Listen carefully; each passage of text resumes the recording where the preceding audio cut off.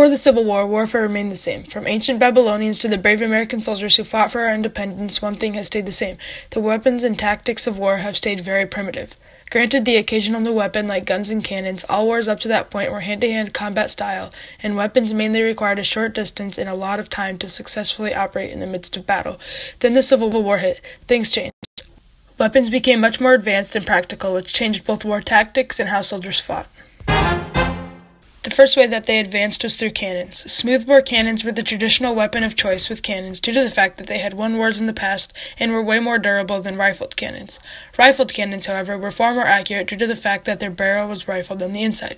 This caused the bullet to turn right as it exited the gun, which improved accuracy. The cannons were more advantageous to the North rather than the South because the North had a bigger supply of them and were therefore more uniformed with their batteries. Batteries for the Union were a group of 6 cannons and 6 to 8 horses, roughly the same size.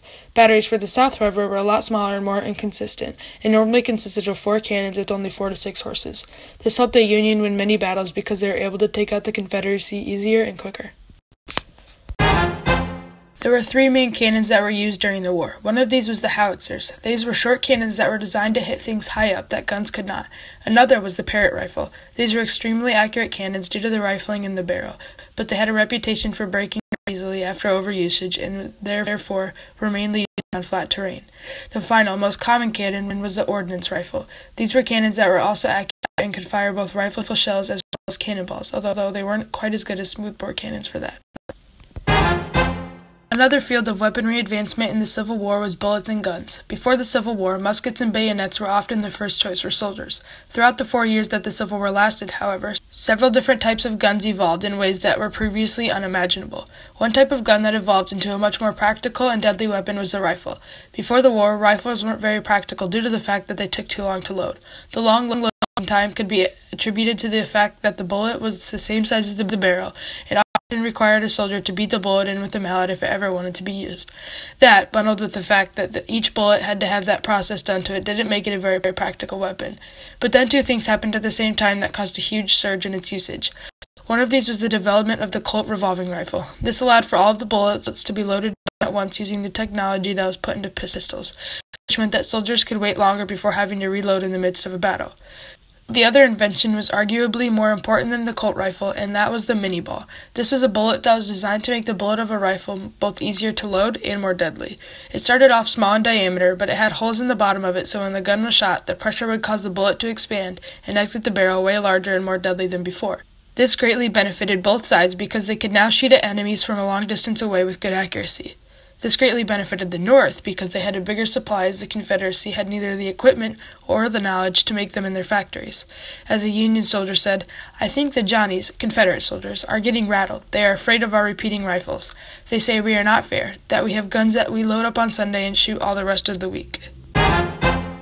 This invention also arguably changed war tactics forever. Now that the 2 opposing sides could kill from a distance, there was no more need for hand-to-hand combat, which introduced a new form of warfare known as guerrilla warfare, which is basically hit and run.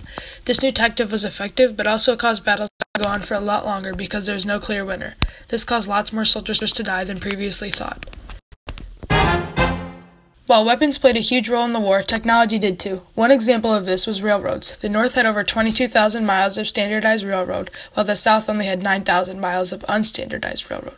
Since the railroads in the South weren't standardized, they had to switch cars a lot from track to track, which was both expensive and inefficient, and gave the North the advantage.